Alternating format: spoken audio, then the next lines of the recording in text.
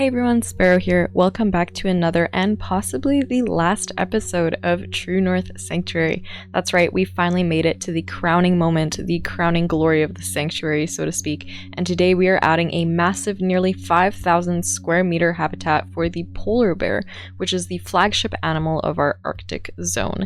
There will be only one polar bear in here, a male named Nanook, which means polar bear in Inuit, but I managed to snag a gold rated one and he is 100% in size, so the biggest we could possibly go, which fits this habitat so well because he is very visible even though there is so much space in here. There will be a few different viewing stations, the first of which we're working on right now. I did try using the paths to make this happen, but it wasn't working at all, so it's more of an implied viewing gallery.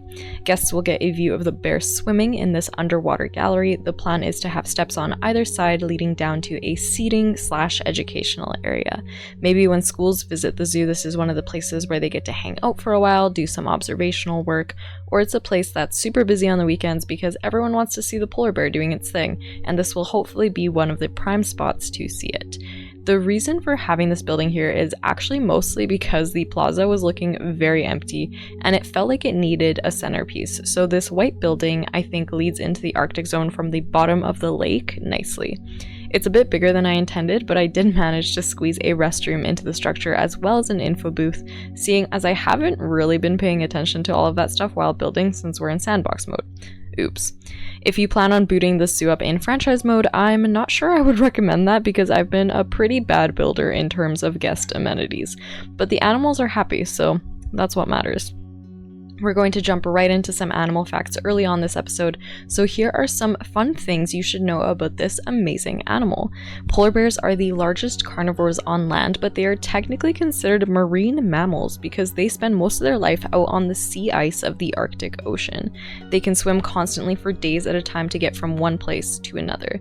This is one of the main reasons for their endangerment. With temperatures rising due to climate change, these pieces of sea ice are further and further apart and increasingly difficult for polar bears to get between. It also means that the polar bear's main source of food, the seal, is harder to hunt as they usually find seal breathing holes in the ice and sit and wait for seals to appear. In fact, less than 2% of polar bear hunts are successful. While the saying for bears goes, if it's black, fight back, if it's brown, lie down, if it's white, good night, the chances of being killed by a polar bear are pretty low. They are, however, the most likely to attack you if you're lucky or unlucky enough to spot one because they're likely to be hungry as a result of unsuccessful hunts. In addition to hunting seals, which are their main source of prey and also the reason why the polar bear and gray seal habitats are right next to each other in True North Sanctuary for educational purposes, they will also scavenge carcasses left by other animals or hunt small mammals and birds, or even eat vegetation and eggs if they can find them. Polar bears have a very strong sense of smell, sometimes scenting prey from up to 1.6 kilometers away, so I find it very interesting that their successful hunt percentage is as low as it is. They do also, of course, have many adaptations that help them hunt and keep warm in the frigid temperatures of the Arctic. Polar bears are so well adapted to the cold that they are actually more likely to die of overheating than freezing. From the inside out, they have a thick layer of fat or blubber that keeps them insulated, and this layer can be up to 5 inches thick. On top of that, there is the skin, which is actually black, not white, to help soak up the sun's rays. Polar bears then have 2 layers of fur, a thick, downy base coat right against their skin, and a second coat of long guard hairs that are waterproof. They can have as many as 10,000 hairs per square inch. This keeps the bear warm and dry. Their fur is actually translucent and only appears white because it reflects visible light. Their snouts and ears are more rounded than other bear species, which keeps them not only warm but also helps prevent water from entering when they're swimming. Their massive paws help them cross snowy terrain, and the black pads on their paws have many small bumps called papillae, which help to grip the ice and prevent slipping. I could probably talk about polar bears for days. I think they're such cool animals, probably one of my favorites in the Arctic section, but we had better move on to some more talking points before we run out of time. In addition to our underwater viewing gallery, I also wanted another larger building over on this side with floor-to-ceiling windows that give a good view of not only the land portion of the polar bear habitat, but also the zoo beyond. I know generally in zoo design you want to avoid seeing other humans when looking out over a habitat. It kind of breaks the immersion of looking in at a wild animal, but the idea for this building stemmed from a conversation I had with a friend while we were at the zoo, and she wondered if you could get married at the zoo. For those of you who don't know or hadn't heard in a previous video, I am engaged and currently starting to plan my wedding, so that's how that conversation came about. And so we looked around the zoo and there wasn't really a space where that could happen, no events room or building or such, and she was like, what if you designed a venue in True North Sanctuary? So that's basically what I did with this building. The details of the upstairs venue portion won't be complete until the final tour, but how cool would that be to have a wedding reception at the zoo with a gorgeous view of the Arctic zone spread out before you? Very cool, in my opinion. While the top floor will be the venue proper, we are going to transform the bottom floor into an educational area for the guests and work area for the staff, throwing a large keeper hut, small staff room, and research center down here, and this will also serve as the entrance into the polar bear backstage, which will be another separate building off to the side. We'll have some facilities back there too, such as a transformer and water filtration system to make sure our bear is well taken care of, but more of that later. For now, we're going to make this building with some of the same stained wood walls as a few of the other buildings in the sanctuary, such as the entrance building all the way back in episode 1, add to that some big glass windows, and then we'll trim all of that up with the planetzooo metal trim, which I have only used once before, but it worked very well for this application. The floors are made of concrete on the first floor as well as the patio portion of the second floor, and to create sort of a carpet-like texture on the interior of the second floor, I ended up using the 3D printed pieces from the conservation pack. I've never had to or even wanted to create carpet in planetzooo before, so I had to get creative. And since this is a big building right next to a popular animal, there's a very big chance that it is sponsored. So this will be the Northern Lights Society Polar Center. I don't usually show placing workshop items, but in this case the fonts are just so good, and I know creating custom signage can be a bit of a pain, so I thought I'd showcase part of the process. I always make sure to have a background of the plastic rectangles. I just find it easier to line up the letters that way. And always make sure to hit the relative to world axis button to make sure the letters are sliding into the correct spot, otherwise you may need to fix them up later because some will be sinking into the wall and others won't. I have to say both of the fonts I'm using here are so well designed. They will be in the workshop collection linked in the description below. Before becoming a teacher, I completed a degree in design, and part of that was training in typography, or the design and use of various typefaces. Especially for using in-game planetzooo pieces, these are designed in a way where the letters are well proportioned to each other and keep the X height in mind so that all of the letters look the same vertically. You'll see that the letters with curved edges, such as the O, C, or S, go past the top and bottom of the letters that are all straight lines, but that is actually the correct way to design a typeface, because if the curved edges lined up with the straight lines, they would actually appear smaller. It's a bit of an illusion. Then when I'm sliding the letters over, I'm careful to keep the distances between them similar. In design, we call changing the spacing between letters kerning. It's a tiny detail that can make a big difference in design.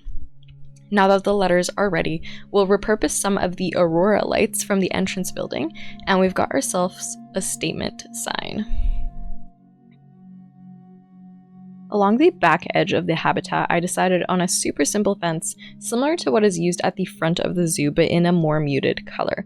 Tried the same dark teal at first, but it seemed too bright, so settled for a dark gray, but otherwise the fence is nearly the same with the architectural girders, aquatic light sunk into the post, and the cables along the top to dissuade anyone trying to climb into the habitat, or the bear from climbing out.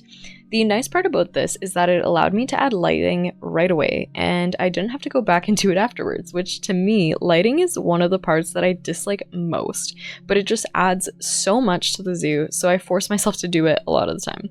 Anyway, once the first portion of fence was done and grouped, I copied that over along the back edge of the habitat until I reached about the edge of the cold dome. Now, along the back edge of the cold dome, we're going to have another type of fence because I wanted it to blend into the tundra a little bit better than corrugated iron. So here we'll replace the corrugated iron with concrete, and then we'll sink a bunch of the faux rocks into it, similar to what we did with the entrance building so many weeks ago.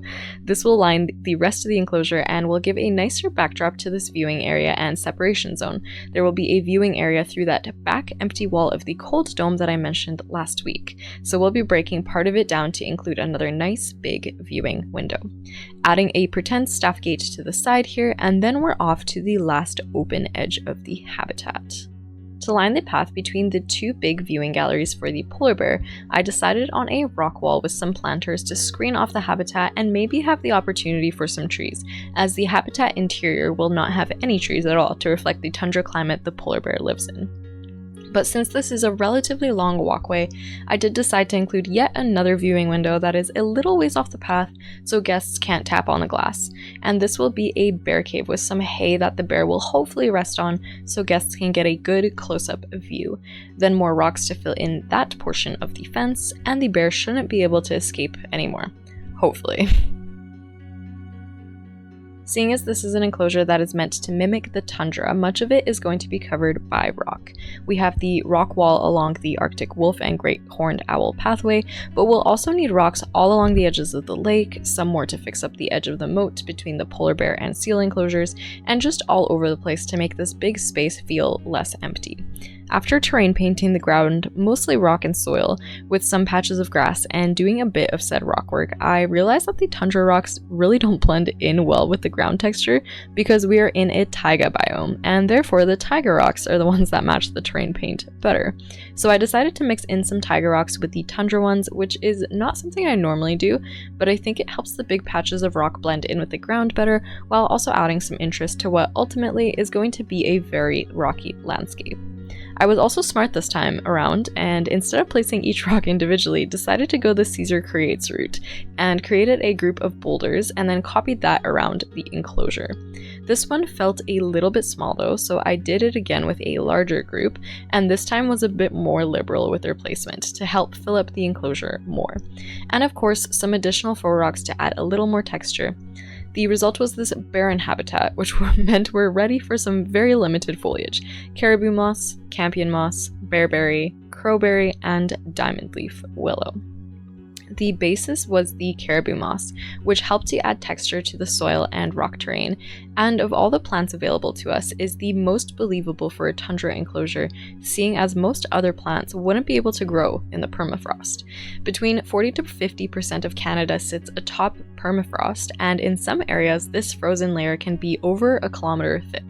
Simply put, permafrost is permanently frozen ground made up of soil, sand, and rocks, along with ice that acts as a glue and turns the ground into a concrete-like underground layer. Only the top layer of ground thaws each summer, and this active layer may only be a few centimeters thick in some places. As a result, only specialized plants can grow there. For example, prairie grass roots can descend as far as 120 centimeters or 47 inches into the ground, while the roots of a plant like Arctic willow are very shallow, and the plant itself only grows about 15 to 20 centimeters or 6 to 8 inches in height. Caribou moss, however, doesn't have roots at all because it is a lichen and therefore generally grows on surfaces such as rocks and tree bark. So since we're trying to emulate the permafrost in this enclosure, most of it will be covered in caribou moss along with some campion moss, then bearberry and crowberry mixed in for a bit of color, and finally a few low-growing diamond leaf willow bushes in place of other Arctic plants that we don't have available to us. In the end, I think I maxed out the polar bear's plant tolerance at about 46%, and we have a habitat that is just missing a few dead trees and logs to really bring it together. Next is the polar bear backstage, which is this addition to the venue building with a short hallway between to help minimize noise from events happening upstairs and also to give us some space for mechanical facilities. Here we'll be creating some backstage fences using a new technique I learned from Gunther of Gunther's Gaming. So instead of metal beams, we'll be using the circular gutter pieces from the conservation pack as our beams and the mesh in between as usual. This little gutter connector is a nice addition for some detail, and we're going to make it get one of the TNS teals to add a bit of color in our otherwise fairly gray enclosure. We'll be separating the backstage into 3 sections, one for the delivery door with a sliding gate, one for the polar bear's sleeping quarters, and one for some staff backstage where they can prep food for our polar bear. To make the gate, I just downsized the fence a bit and added some of the gutter connectors at the top to make it seem like it can slide over. Some LED caps for the little wheels, a gutter piece placed in the floor as a path for the door to slide on, and we are done with the fencing. The sliding gate also obviously needed a switch for some added realism, so I threw one on the wall over here, plus another one on the opposite wall for the door to the exterior of the habitat, and connected them with some of the European light cables, along which will also connect some of our interior lighting. I completed most of that with the ceiling already on the building, so I'll spare you most of the camera work because it might make you a bit motion sick. Instead, we'll skip ahead to the roof, which turned out something like this, and that's the polar bear backstage complete. And finally, we are breaking down that wall in the cold dome to fit in one last viewing area for our guests. I've placed plenty of enrichment items in here, so hopefully our polar bear is drawn to this area and our guests can get a great view.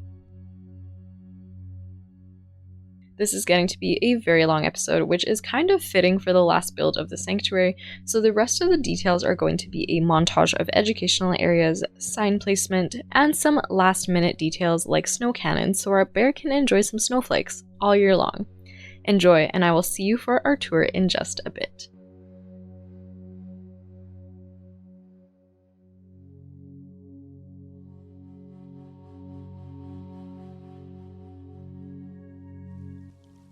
Hello and welcome to the second to last tour of True North Sanctuary. We're going to start it on the plaza by the Polar Adventure Underwater Viewing Gallery. Just over here is our gray seal habitat with the cold dome in the background, but we are more interested in this little building over here. We have a little bear height measuring station similar to the grizzly one that we have by the grizzly bear habitat. That one is by Drac off of the workshop, some restrooms and an info booth, and the entrance to our viewing gallery. Some backstage access here, but the guests will be able to see some information about some of the plants and rocks that you can find in the tundra. Probably talks about permafrost over there. And then as they descend, they have some information about the polar bear, but also potentially a good view of the polar bear if it was swimming in here. There is the underwater feeder just to entice the bear to come down here. I've only seen it swimming twice so far, but hopefully it'll do it more often. Here we have the education area. Our school groups and guests on the weekends can come sit here. And then we can climb up this spiral staircase to exit. This is actually more likely to be the entrance because it's right across from the path that goes past the Boreal Cafe and up the hill over there. But we do also have some more information about the polar bear and this gorgeous, I believe it's a New World statue, but I could be wrong. It is a polar bear statue, however. And you can see it through the doorway, like so.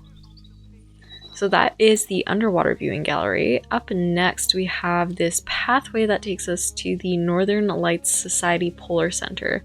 So we're going to be passing by our great horned owl aviary over here. And it's mostly rocks on this edge, just to give the polar bear some breathing room. But we do also have this little viewing window, and it's nice because it's quite low to the ground so that kids can kind of get down.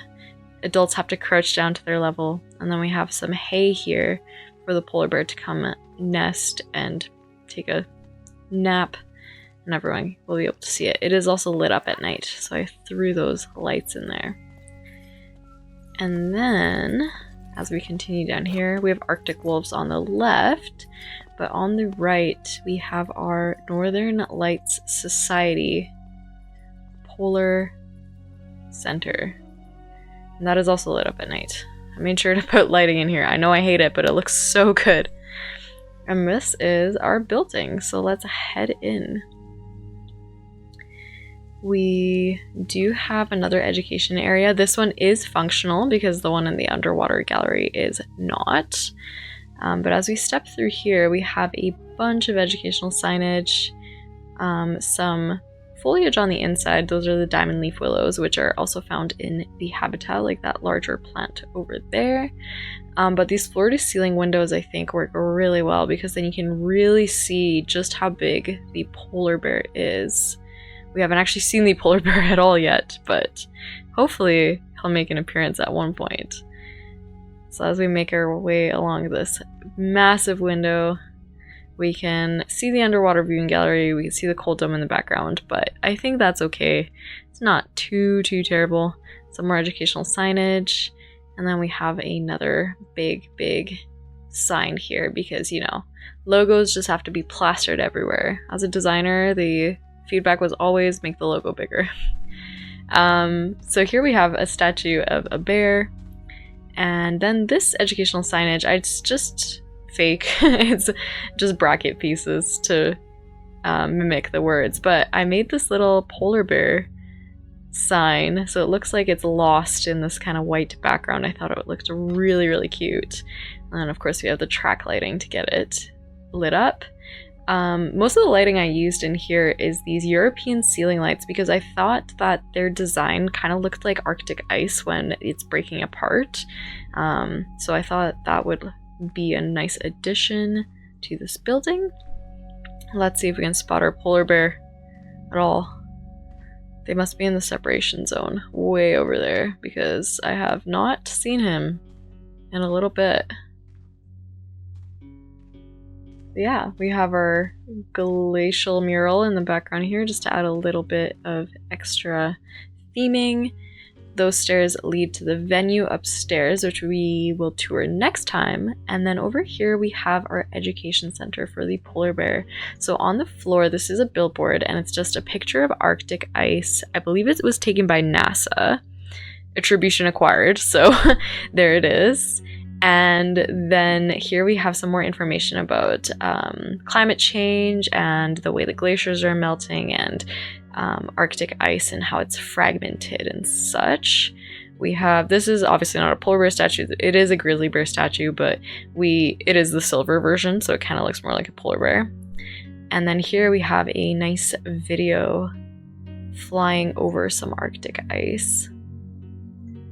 And over here on the wall, we just have some specimens of the various Arctic plants that are in the enclosure. So we have bearberry, campion moss, and crowberry.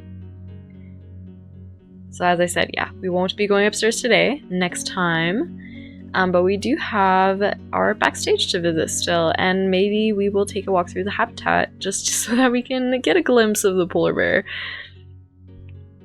I do really love the way that sign turned out with the northern lights, the aurora lights.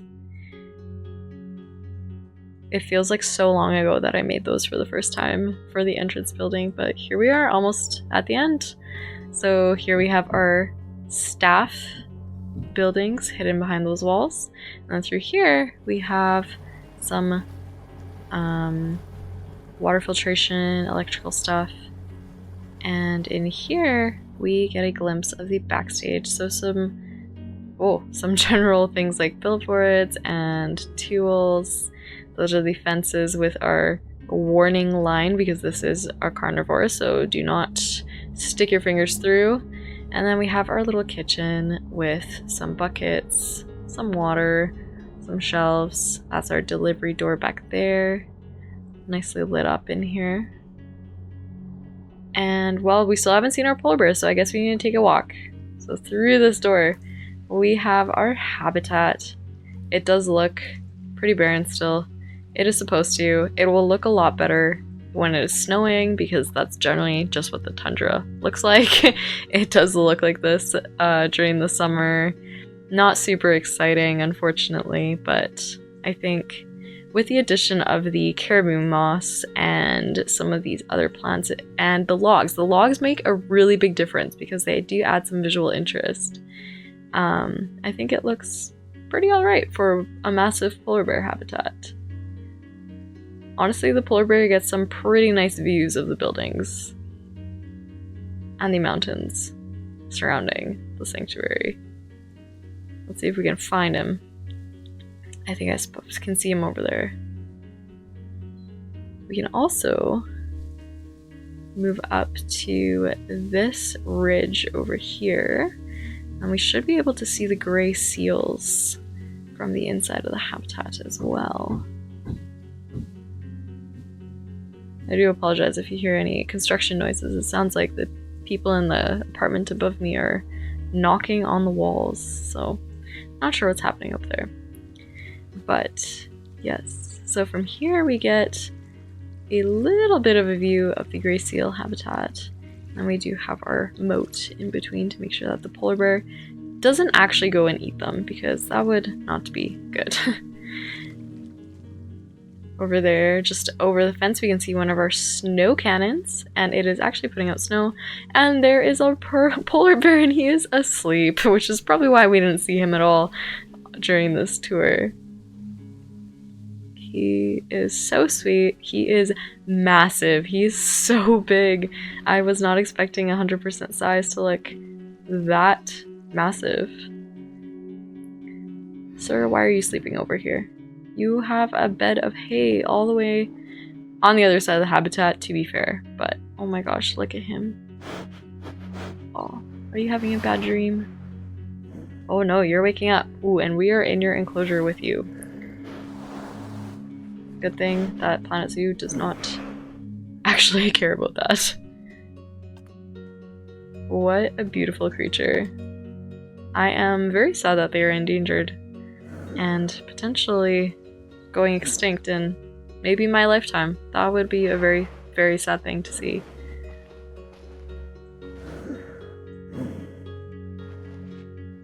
But it does look like he's making his way over to the separation zone, which is just over there. This is the extra walls that we made just to make it look a little bit more interesting than the corrugated iron. I do like that the snow cannons blast snow into the enclosure every once in a while. That will be on the workshop, in the workshop link below if you want to add them to your own zoo. And since the bear is in here, let's see if we can morph through this glass. Oh, and he ran away, but this is the view we would be able to see of the polar bear if he had not moved just in that moment. And then these signs would probably talk about how the bear eats the seal over there rather than the penguin, which is just over there. So a nice little way of bringing everything together in the cold dome. Thank you once again for joining me for another build at True North Sanctuary. This is in fact the final habitat, and I will be taking the next few days to clean up a few spaces, add some finishing touches, and make sure everything is ready to go for our final tour. If you're excited to see that, make sure to subscribe and hit the bell icon so you don't miss it. As always, make sure to like the video to help me out, and leave me a comment telling me what you're most excited to revisit on our tour next time. Here's an overview of where we started, and here is where we are now, with an almost complete sanctuary. See you next time. Bye.